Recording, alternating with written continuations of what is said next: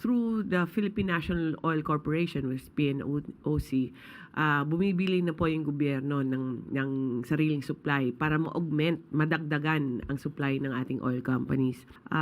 Unang-una po, wala pa pong uplift committee. Meron na kaming committee na ginagawa despite na wala pa yung executive order ng presidente on energy emergency.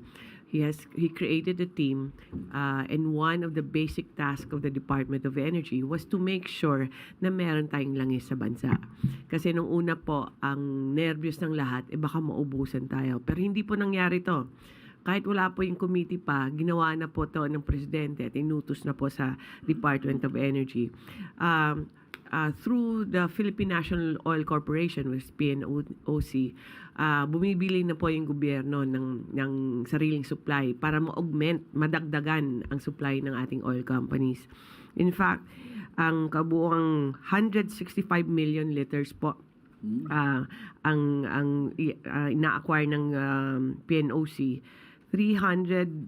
Ang target nito kasi is 318 million liters, 2 million barrels. So sa ngayon po, ang na-order at siguradong darating is 165 million, which will come from Malaysia, Singapore, India, Oman, at Singapore also. So marami pong ibang bansa ang kukunan natin dito, hindi lang po galing po sa Middle East, para hindi po tayo dependent sa Middle East or sa Strait of Hormuz.